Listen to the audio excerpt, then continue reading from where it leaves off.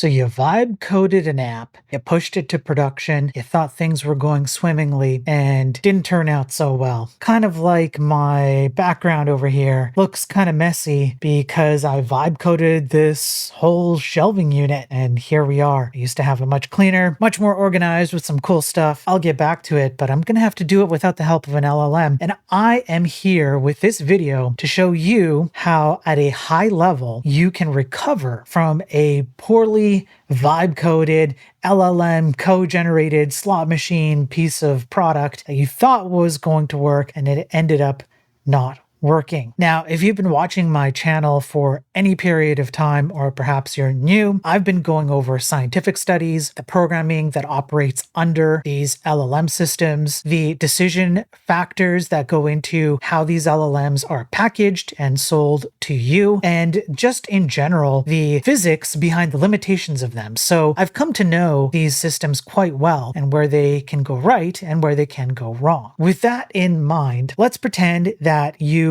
are someone who has been using LLMs to generate some kind of app or website or whatever you want to imagine, picture, or maybe you have a real world example of such a thing. The weekend passes, your product is ready to go. It's unbelievable how quickly you got this thing put together. You maybe have used some very good prompts. Maybe you got lucky. It's ready. You push it to prod. And then a few weeks later, some issues begin to crop up. Your customers are complaining in your inbox with issues you didn't expect. Some of these issues were never found when you ran tests before you went to production. Some of them are head scratchers too, like somebody clicks a button on your website and it turns on their toaster. What? Okay, so you're thinking, no problem. I have AI.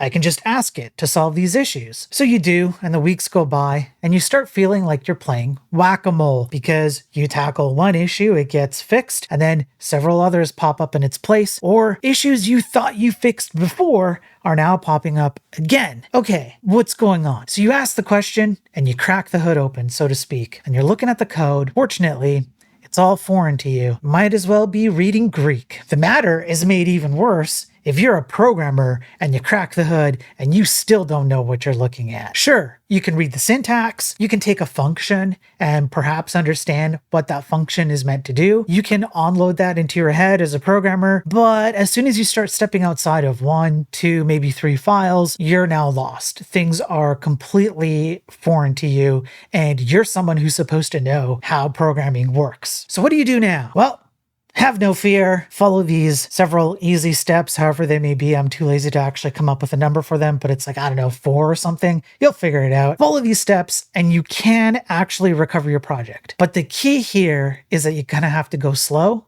to go fast. LLMs are essentially a slot machine for code. It's a glorified system of taking things that exist and plumbing them together. And whether or not they actually belong together, the LLM massages the connections between these intermoving or interdependent parts and attempts to make it look like they do belong together because look, it's working, right? You click a button and it does a thing. However, this creates a huge technical debt problem, which goes back to why things look foreign when you crack open the code that's been generated to go fix problems that were created by the LLM. It has plugged together a bunch of stuff that shouldn't belong together in the first place and then has exacerbated the issue by massaging the connections. It's essentially like what programmers did in the days of yay old, not even 10 years ago, geez, where they would just copy paste stuff that they found on the internet, or they would npm install their way through whatever, 2 gigs of npm modules. All that the LLM is doing is automating that process at a speed that makes it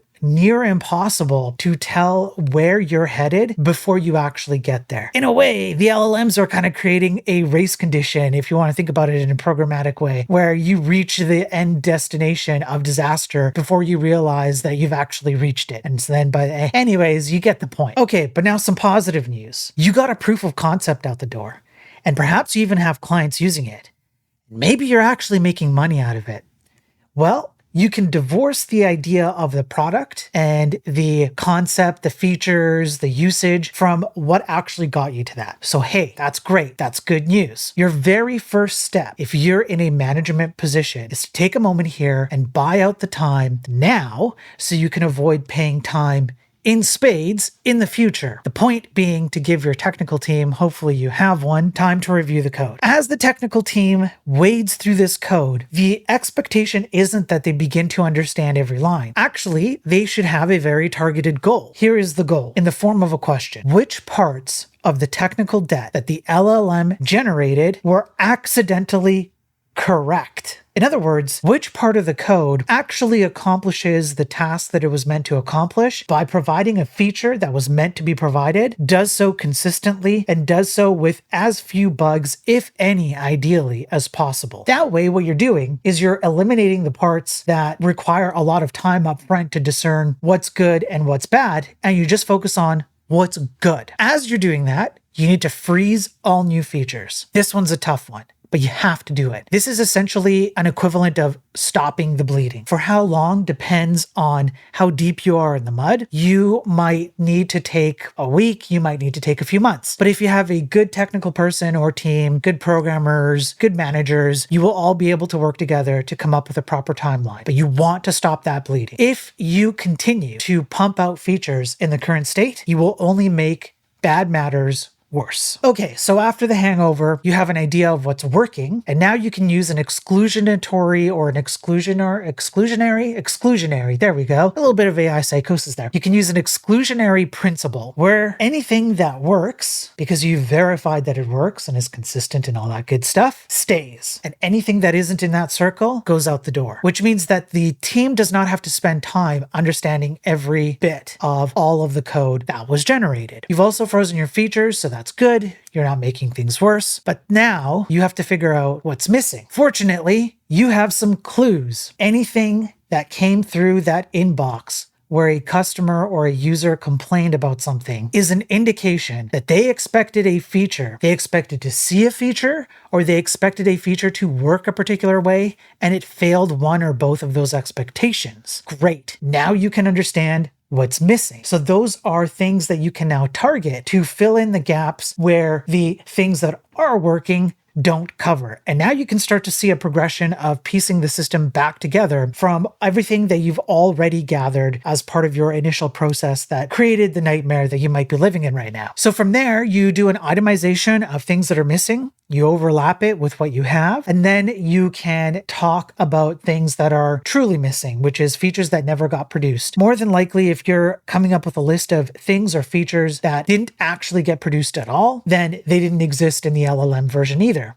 But the point isn't to determine where the LLM failed in this case. The point here is to capitalize on the fact that you have a programmer or some programmers looking at the code and fixing it. Instead of just looking at this as, great, we just have to now sit down and fix all this code, look at it as an additional opportunity to consider future states that you want to get to and what you want to tackle right now, what technical decisions you should be making right now to enable you to get to that future state in the future with as few headaches as possible. So there's no reason why you actually have to throw everything out and focus exclusively on just fixing code. You can also be proactive about future code, and hey, your programmers are already looking at that. Maybe your senior architect is, whatever your team structure is like, you're already in that space. So why not capitalize on that moment? You're also going to have to question yourself on how much you want to use LLM code generation in the future, if at all. Putting that out there. You're going to have to accept some frustration between individuals. Customers are going to be frustrated. Business people, executives are going to be frustrated. Managers will be frustrated. Programmers will be frustrated. Lots of people will be frustrated, especially if people got the false sense up front that things were working, everything was tickety-boo, holy cow, how did we do this so fast? Look at all the customers, look at all the money, etc., etc. And now everything has to grind to a halt. I mean, not necessarily grind to a halt, but you get the point. So just accept that. Some people are going to be frustrated. You're going to have to work through that. When the code is actually being fixed by the programmers, what you're going to expect out of the programmers is, like I said, they're going to remove a lot more code at the beginning stages of the recovery phase than they're going to create. That's totally fine. The reason why you want to avoid having your programmers fix code is exactly to do with the premise of this entire video. When you cracked open that code, You didn't understand it, or it was very difficult to understand. That fact means that a programmer who does not have an almost intimate awareness of every line of the code is not going to be able to understand even a modicum of impact that any fix they do on the existing code base will have down the line, which means that a programmer might be causing the same kind of whack-a-mole issues as an LLM would if you asked it to fix issues. You have to stop that process. First, you have to get your programmers, buy them enough time to get a handle on what's working, remove what's not working, and try not to fix things. Unless there is a very, very, very good, educated, and justifiable cause to fix something, like, for example, oh, well, the fix for this is like something minor, like a 2-line code change or something, and it's not going to have any measurable impact, and then we can get this back out the door and up and running. But you're going to have to depend on your programmers and kind of guide them so that they understand that the goal isn't to go around patching things. Otherwise, what's the difference between that and having an LLM do it? Here's the good news. When you do actually start seeing your programmers create more code, you are now on a positive trend. So you're going to have to take an upfront hit where you're looking at code being removed, deletion, deletion, deletion, deletion. No new code is being generated. No new features are being created, etc., etc. But once you start getting to the point where those crossroads meet and maybe there's as much code being created as there is being deleted, good news. You're on a positive trend. And ideally, that trend simply continues until you're removing less code and creating more code. Now, your job, if you're a tech leader or a manager or an executive, is to shield the technical team. So that means buying out time for them. You actually have to buy out the time, and sometimes that means taking a financial hit in order to allow the appropriate time to take place so that these issues can be fixed. But again, the benefit is you're paying for something now to avoid paying for something far greater in the future. You have to stop playing the LLM slot machine. So allow your programmers to shepherd the code, especially if you have a team you trust. Put that trust in them and allow them to guide the code in the direction it needs to go. Ensure that you're giving them enough time, direction, business goals, technical requirements, tools, not AI, for things like perhaps debugging, logging, etc. These things are critical. You want to help make their jobs easier, not harder. Their success ends up becoming your success. For next time, if you are absolutely keen on using AI for future work, fine, but then do so with this mindset. AI is malevolently adversarial to me and incompetent to boot. Start there. That approach will allow you to filter out the good from the bad. And if you do this, you might also actually see real, true productivity enhancements, because the LLM generated output will be criticized to such a degree that you are highly likely to only be left with the stuff that's actually good. There is a trade-off here. You might discover that it was just easier to have your programmer or programmers come up with the ideas themselves, but you'll discover that for yourself. So if you're really, really keen on it, at least take a "this thing is out to get me" approach, and it should hopefully reduce the amount of nightmares that it causes for you. Where it goes wrong, why did it go wrong, what the heck happened? There's a rush that people have when they use an LLM to put something together that they imagined and they see success out of it, and they don't understand how it came together, perhaps especially if you don't understand how it came together and it was so fast and it works and all of that. People justify this to themselves because they think that LLMs are sourcing from a hoard of information that no individual could ever hope to possess in their lifetime. And the just work attitude and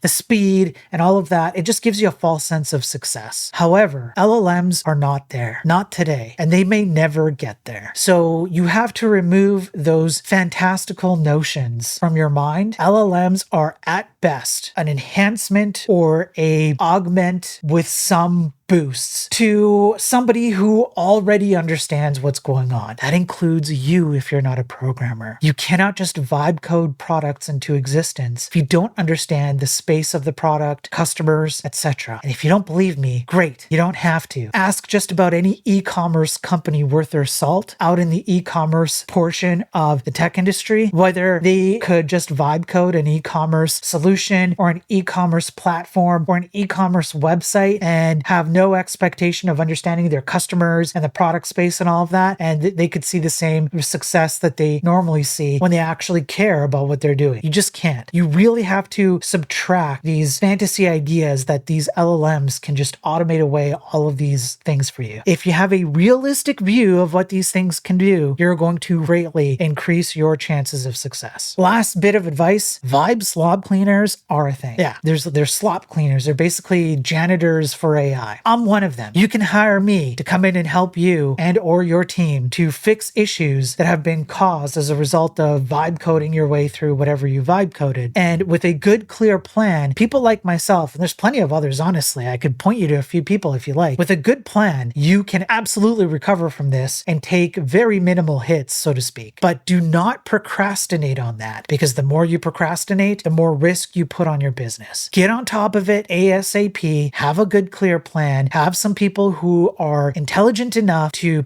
help you with that plan and to execute that plan, and you're going to be just fine, but you got to get on it. All right, so that's it.